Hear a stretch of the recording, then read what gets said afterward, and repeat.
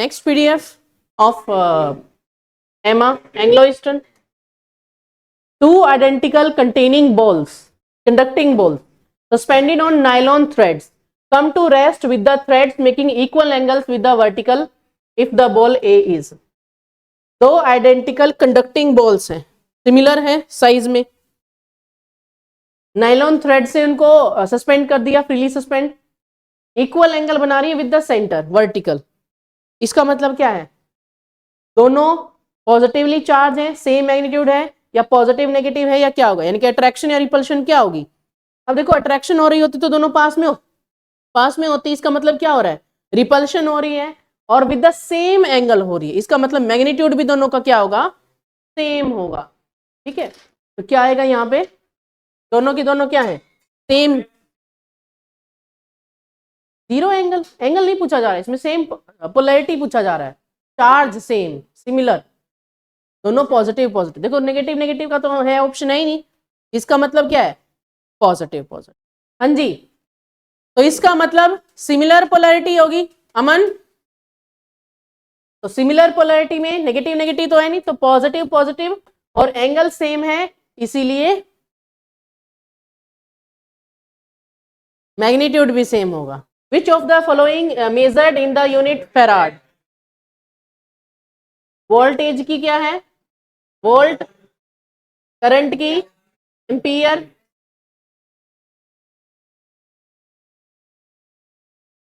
और इंडक्टेंस की Henry.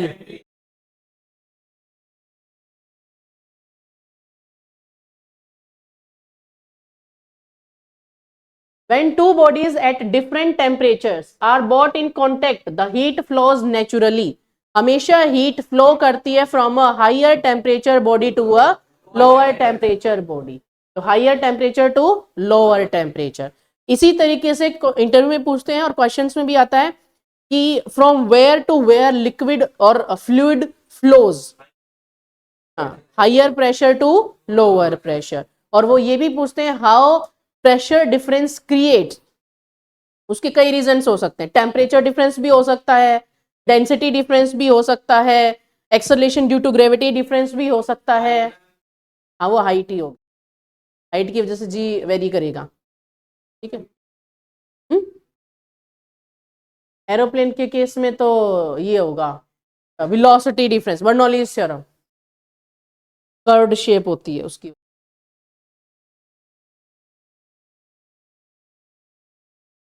Yes.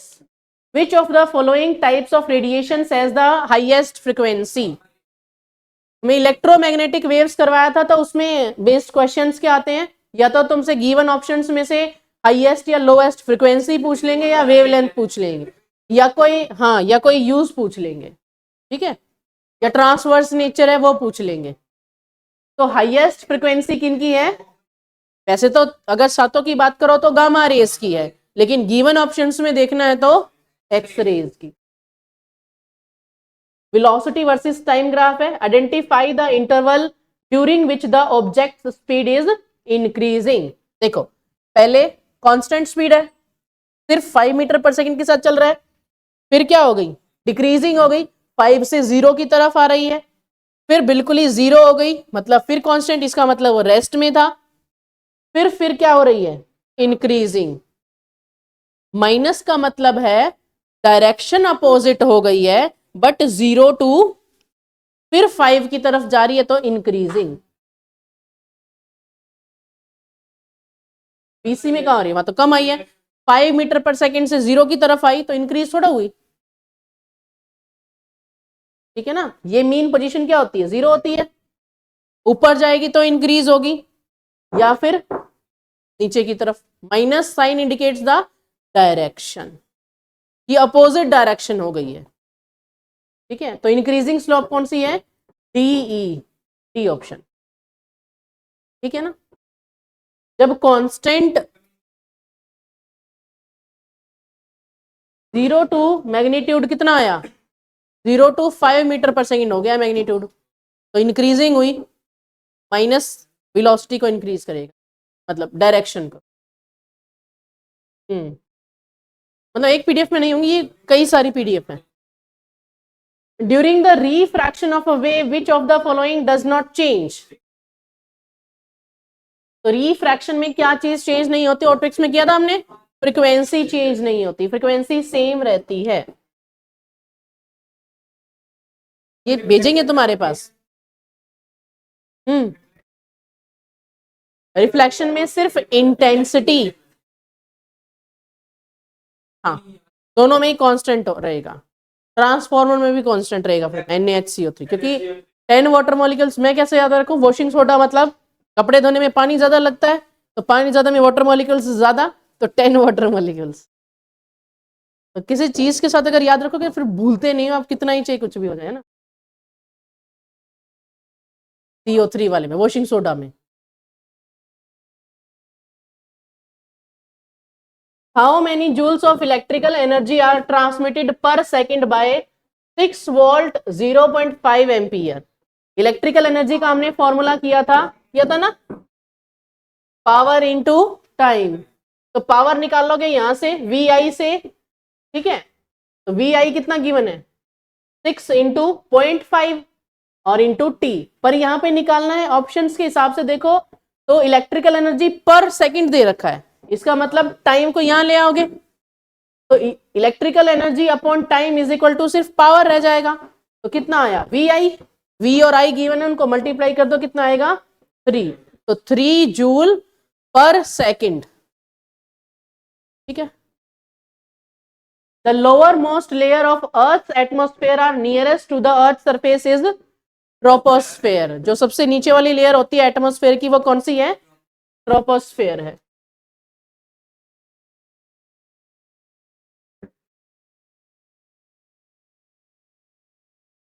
A device which converts electrical energy into mechanical energy।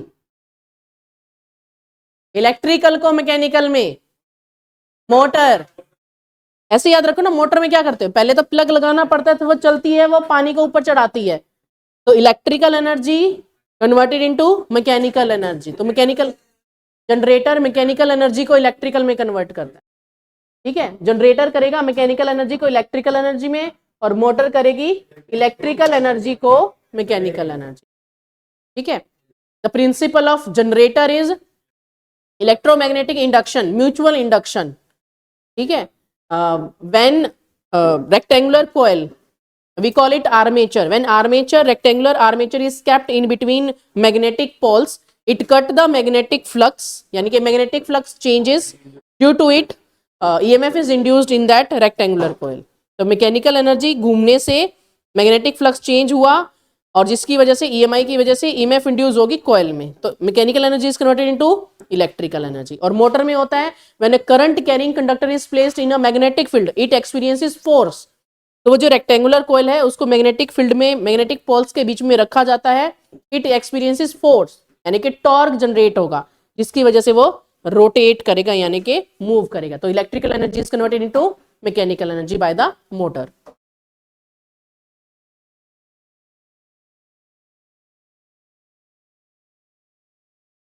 Electric current in a conductor is due to the motion of electron।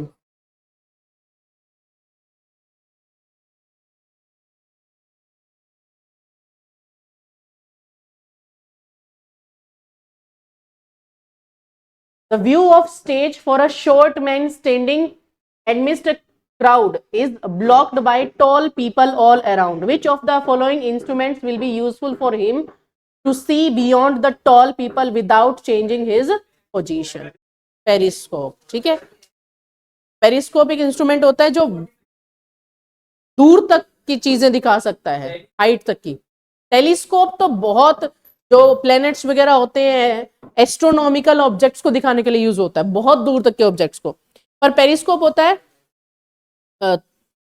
Height पे, हाँ, पनडुब्बी की तरह, जो उसमें वो लगा होता है इस तरीके से, और फिर ऐसे, मतलब हाइट पे ऐसे हाइट होती है, यहाँ भी होता है एक जिससे तुम देख सकते हो, और एक ऊपर भी होता है, तो उसको देखने के लिए तुम बेशक छोटे हो, हाइट बहुत ज्यादा है, उस इंस्ट्रूमेंट को उससे हाइट मिल जाएगी, और वो देखेगा और तुम्हें जिसकी वजह से वो चीज दिखाई देगी, वो object, periscope.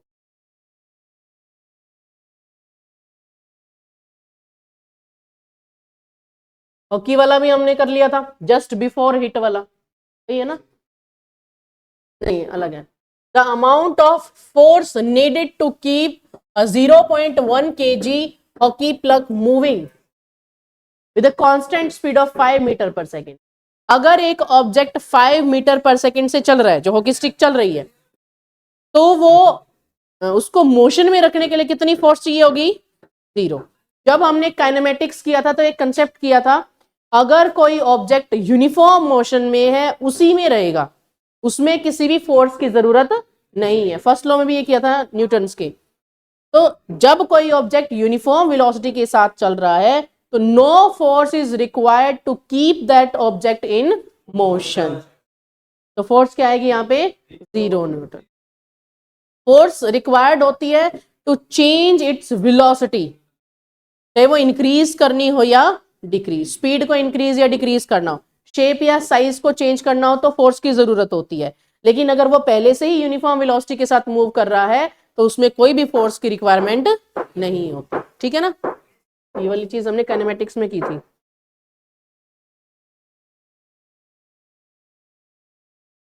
When a light ray strikes the plane mirror, plane mirror पे लाइट रे स्ट्राइक करती है at an angle of 35 degree to the plane's mirror। ठीक है, तो 35 डिग्री पे करती है। The reflected ray will make an angle how many degrees with the normal? तो नॉर्मल के साथ जो रिफ्लेक्टेड रे है वो कितना बनाएगी? तो अगर ये 35 है तो ये पूरा 90 होता है परपेंडिकुलर वाला, तो ये 55 डिग्री आ गया। Angle i is equal to angle r. पर एक बार क्वेश्चन की लाइन पढ़ लेना कि वो ये नॉर्मल के साथ एंगल पूछ रहे हैं या प्लेन मिरर के साथ पूछ रहे हैं। और यहां पे जो गिवन है वो ये गिवन है या प्लेन मिरर के साथ given? 35 degree to the plane's mirror.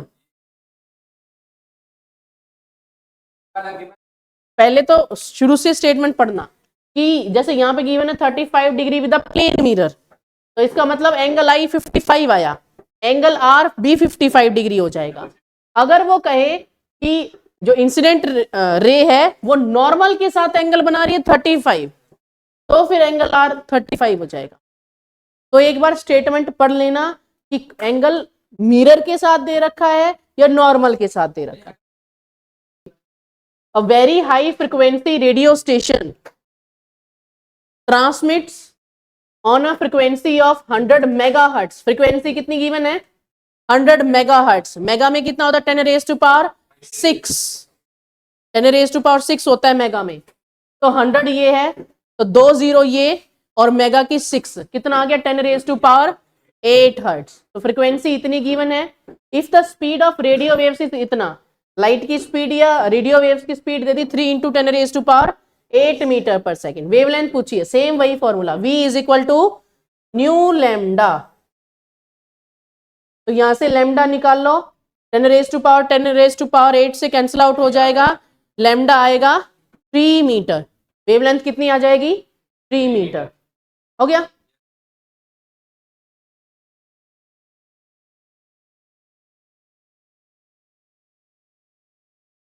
In coastline areas during evenings after hot afternoon, the wind blows from the cooler sea region to hotter region। Evenings के बाद, हॉट इवनिंग्स के बाद wind कहां से कहां blow करती है? कूलर रीजन से होटर। अभी तुम्हें बताया कोई भी फ्लूइड है, विंड है ना अंशवीर? हाँ, विंड है, ऐसे आके जा रही है इसकी, विंड है, वाटर है, always flows from higher pressure region to lower pressure region. इसका मतलब यहाँ पे हायर प्रेशर होगा, यहाँ पे लोअर प्रेशर होगा। ठीक है, तो इन ऑप्शंस में से क्या आएगा? Heating causes. हीटिंग क्या करती है? मान लो एक जगह है जहां का टेम्परेचर इंक्रीज कर दिया जाए ड्यू टू हीट, अब टेम्परेचर इंक्रीज हो गया तो जो एयर के मॉलिक्यूल्स हैं, गैस के मॉलिक्यूल्स हैं, after getting heat energy they start moving faster. Temperature का डायरेक्ट रिलेशन होता है काइनेटिक एनर्जी के साथ। With the increase in the temperature the kinetic energy of the molecules increases. अब वो दूर दूर जाएंगे, अब दूर दूर हो गए तो प्रेशर क्या हो जाएगा? लो। तो हायर टेम्परेचर या with the increase in the pressure it creates lower pressure reason. अगर टेम्परेचर हाई करते हो तो प्रेशर क्या हो जाएगा, कम हो जाएगा। तो जो हॉटर रीजन्स हैं वहां पे टेम्परेचर इंक्रीज होता है, जिसकी वजह से लो प्रेशर रीजन क्रिएट हो जाता है। और एक जगह जो समुद्र के पास है वो पानी ना तो इतना जल्दी गर्म होता है ना ही ठंडा होता है, तो वहां पे प्रेशर क्या है, हाई प्रेशर है। इसलिए एयर या wind, moving air is known as wind. तो विंड मूव करती है from coast line areas to hotter region, higher pressure to lower pressure. तो इन ऑप्शंस में से क्या होगा, heating causes greater reduction in air pressure on land. तो लैंड एरिया पे जहां का टेम्परेचर ज्यादा है वहां पे प्रेशर कम हो जाता है, और जो कोल्डर रीजन्स हैं या कूलर सी है वहां पे प्रेशर हाई है। ठीक है ना। साउथ का देखोगे नॉर्मल सा टेम्परेचर रहता है समुद्र के आसपास का, जबकि यहाँ पे भयंकर ठंड भयंकर गर्मी, क्योंकि प्रेशर डिफरेंस चेंज हो जाता है। तो फर्स्ट ऑप्शन आएगा।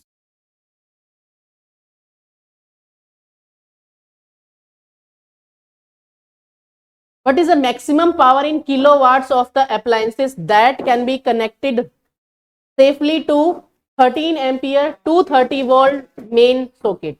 करंट है 13 एम्पियर, पोटेंशियल है 230 वोल्ट, पावर निकालनी है। तो पावर का फॉर्मूला क्या होगा, वी आई। तो वी आई ये वॉट में आएगी, किलो वॉट में कन्वर्ट करने के लिए 1000 से डिवाइड कर दो। वर्क एनर्जी पावर में किया था ना हमने, ठीक है। तो कितना आ जाएगा, 2.99 किलो वॉट। कोई डाउट है? ठीक है।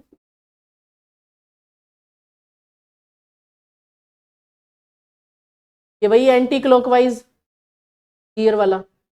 Longest wavelength, which of the following types of radiation has longest wavelength?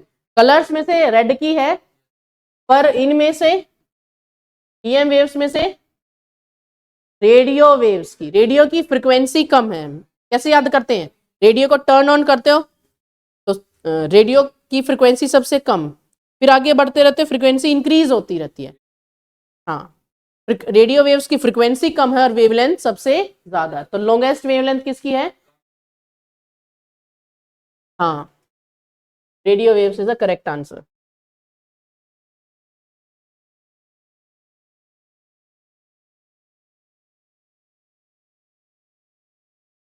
Conversion of a solid substance directly into gaseous form is known as sublimation। जैसे कैम्फोर होता है, कपूर होता है ना, सॉलिड स्टेट है, कुछ टाइम के लिए लिक्विड आती है जो हम देख भी नहीं पाते हैं, फिर फटाफट गैसियस स्टेट। ड्राई आइस है, सॉलिड CO2 है ना। तो दीज आर सब्लिमेबल सब्सटेंसेस। या नेप्थलीन बॉल्स है वो भी। पावर पे कितने सारे क्वेश्चंस देख लो, है ना। What is the power of a lamp rated 12 volt 2 ampere? तो पावर का फॉर्मूला, पावर के 3 फॉर्मूले करे थे, V I, I square R, V square by R. तो देखो चीजें क्या गिवन है उनके हिसाब से कौन सा फॉर्मूला लगेगा। तो वी आई 12 इंटू 2 24 वॉट, और किलो वॉट में दे रखा तो 1000 से उसको डिवाइड कर। Lorentz.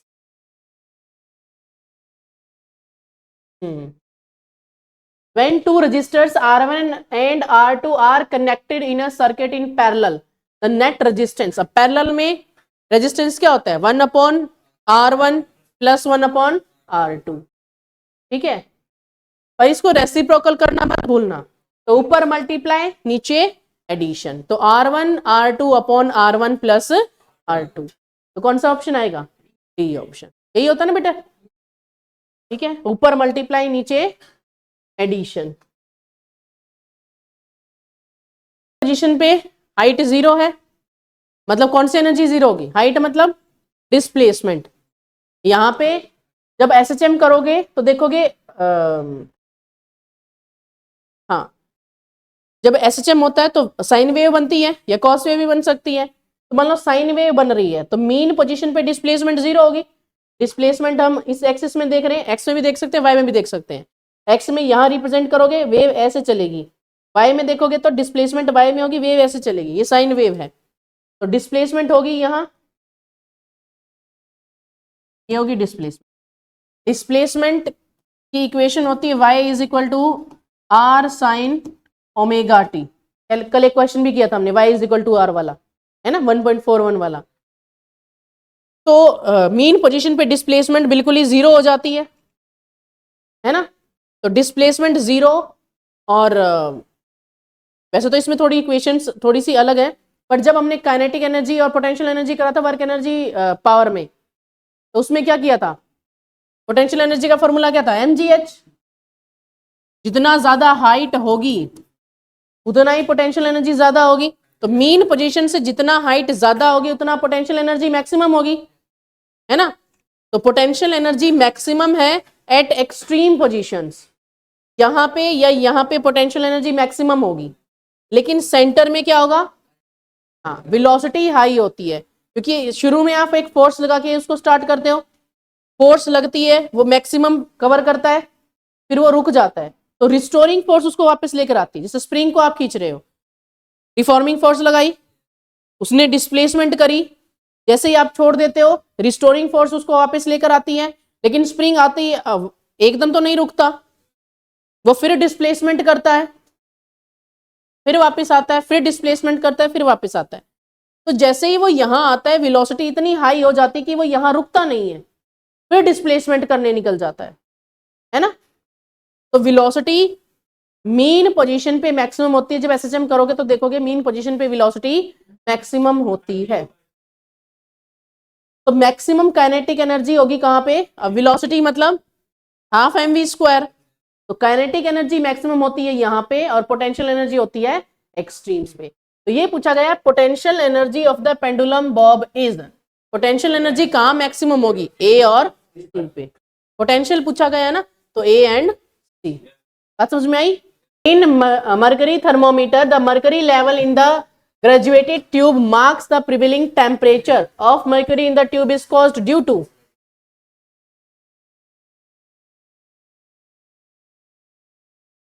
change in volume of mercury due to change in temperature। देखो क्या स्पेशल है मर्क्यूरी में ऐसा, ये इंटरव्यू में क्वेश्चन पूछते हैं। why only mercury is used in the thermometers, why not water, why not alcohol, why not other substance। Very good. और क्या इसकी स्पेशल कैरेक्टरिस्टिक्स है, नॉन विस्कस क्यों है, विस्कस सही है तो, और क्या, पानी से तो ज्यादा गाढ़ी है, बताओ और क्या कैरेक्टरिस्टिक है। Very good. It is a metal which is liquid at room temperature. जितने भी मेटल्स हैं उनमें से मर्क्यूरी लिक्विड है रूम टेम्परेचर पे, है तो metal. Generally metals are good conductors of heat and electricity. तो जैसे ही इसको हीट दी जाती है, हीट कैसे दी जाएगी, हायर टेम्परेचर, टेम्परेचर चेक करने के लिए यूज करते हैं थर्मोमीटर को। तो अगर हायर टेम्परेचर बॉडी होगी तो हीट हमेशा फ्लो करती है from the higher temperature to the lower temperature. अब उस पर्सन का जिसका हम टेम्परेचर चेक कर रहे हैं उसका टेम्परेचर हाई है, तो हीट फ्लो करेगी पर्सन टू थर्मोमीटर में। तो मर्करी मेटल है, it expands thermally, due to thermal expansion there is change in the volume of the mercury in the thermometer. अब वॉल्यूम चेंज होगी तो वो रेस करेगी, ऊपर जाएगी, तो वो टेम्परेचर जहां तक भी जाएगी वो टेम्परेचर मेजर करते हैं, तो वो फ़ारेनहाइट में या सेल्सियस में लिखा होता है, तो वो आपको शो कर देंगे। तो यहाँ क्या आएगा, change in volume of mercury due to the change in the temperature. ठीक है। Prior refuelling an aircraft is earthed to protect it from. जब हर बार एरोप्लेन आता है उसके टायर्स वगैरह और वो सब चीजें चेक की जाती हैं, अर्थिंग की जाती है हर बार। तो क्यों की जाती है, to prevent it from static charge. Static electricity होती है जब चार्जेस रेस्ट में होते हैं, तो वो उनकी वजह से जो इलेक्ट्रिसिटी प्रोड्यूस हो रही ड्यू टू द फ्रिक्शन, हाँ स्पार्क जो होता है, फ्रिक्शन की वजह से चार्ज प्रोड्यूस होता है जिसको हम स्टैटिक चार्ज कहते हैं। तो जो एयरक्राफ्ट है, एयरक्राफ्ट बहुत हाई स्पीड से आ रहा है, जब लैंड करता है तो स्पीड अपनी कम करता है फ्रिक्शनल फोर्स एक्सर्ट करके, तो उस फ्रिक्शन फोर्स की वजह से स्टैटिक इलेक्ट्रिसिटी, स्टैटिक चार्ज उस पर ओरिजिनेट हो जाता है। इसीलिए जो उसके टायर्स वगैरह हैं वो भी एक स्पेशल मटेरियल के बने होते हैं, और हर बार उनको चेक किया जाता है या अर्थिंग की जाती है उनकी, ताकि जो भी चार्ज बचा हुआ है वो सारा अर्थिंग हो जाए, क्योंकि बहुत ज्यादा heat amount, high energy produce कर सकता है ये, इसलिए उसकी अर्थिंग बहुत जरूरी है। तो अर्थिंग क्यों की जाती है? To prevent it from the static charge या एक्सप्लोजन। ठीक है, तो एक्सप्लोजन ना हो due to the static electricity. ठीक है, ये सेम क्वेश्चन है कि जो जब हम इलेक्ट्रोस्टैटिक्स करते हैं तो करते हैं कि why vehicles carrying inflammable substance hang a chain which touch the ground. हाँ, अर्थिंग के लिए, ताकि जो भी स्टैटिक चार्ज उसमें प्रोड्यूस होगा वो सारा अर्थ में जा सके और वो जो इनफ्लेमेबल सब्सटेंस है वो प्रिवेंट रहे। When the temperature of a metallic conductor is increased, its resistance, ये हम करंट इलेक्ट्रिसिटी में करते हैं, रेजिस्टेंस एंड रेजिस्टिविटी पे टेम्परेचर का इफेक्ट। तो कंडक्टर्स में जो टेम्परेचर कोफिशिएंट है alpha, that is positive, with the increase in the temperature their resistance increases. ये हम करंट इलेक्ट्रिसिटी में करेंगे तो जनरली इंक्रीजेस। सेमीकंडक्टर्स में, इंसुलेटर्स में उल्टा होता है। ठीक है, एलॉय में पॉजिटिव होता है बट स्मॉल, बहुत ही कम चेंज होता है एलॉय में। हो गया, with the increase in the temperature the resistance increases. Next, ये क्वेश्चन हम कर ही चुके हैं। ये दोनों अलग अलग शेप के कंटेनर्स है, पंचर किया गया, इक्वल हाइट पे पंचर किया गया है, तो जो एक्स और वाई का डिस्टेंस होगा दैट इज ऑल्सो इक्वल। याद है अंशवीर कल किया था? फिगर नहीं से फिगर देख के कर लेना। पुली सिस्टम है, पी साइड से रोप को पुल किया गया, पुल को at the end of the rope पीज उसको 9 मीटर पुल किया गया यहां से। ठीक है, कितना पुल किया गया बेटा? 9 metres. How much do the weight W moves vertically. यहां की डिस्प्लेसमेंट दे दी 9 मीटर्स, यहां की बतानी है। फिगर नहीं है पर नंबर ऑफ पुलीज देख लेना, 2 है या 3 है। 2 हो तो यहां हाफ हो जाएगा, और अगर 3 हो तो 3 हो जाए। तो एक बार देख लेना नंबर ऑफ पुलिस कितनी है। ठीक है ना, तो मैं ये क्वेश्चन छोड़ रही हूं, ये देख लेना कि नंबर ऑफ पुलिस कितनी है। तो नंबर ऑफ पुलिस से ये डिवाइड हो जाएगा, 2 होंगी तो 4.5, वैसे है नहीं, दो का ऑप्शन ही नहीं है। 3 होंगी तो अप्रोक्सीमेट 3 का ऑप्शन है, और अगर 4 होंगी तो नंबर ऑफ पुलिस तुम देख लेना। What is the current in the circuit if the charge passing through each point is 10 coulomb in 2 seconds? 10 coulomb charge है, टाइम 2 सेकेंड्स है। Flow of charges, rate of flow of charges, तो charge per unit time, तो charge 10 है, time 2 है, कितना आ जाएगा? 5 ampere.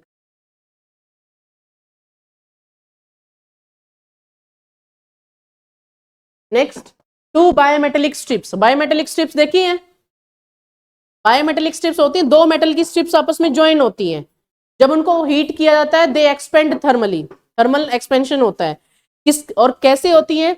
हमेशा outer side पे ग्रेटर कोफिशिएंट वाला, जिसका expansion coefficient of expansion greater होता है, लीनियर एक्सपेंशन अल्फा, वो ज्यादा वाला हमेशा मेटल आउटर साइड पे रखा जाता है, ताकि वो ज्यादा एक्सपेंड हो तो अंदर वाले को भी एक्सपेंड कर ले, बेंट कर ले। मतलब बात समझ में आई? तो जब एक्सपेंशन होगा तो बेंट होगा। फैसल क्या हुआ? नहीं, मुस्कुराहट का राज बताओ मुझे पहले।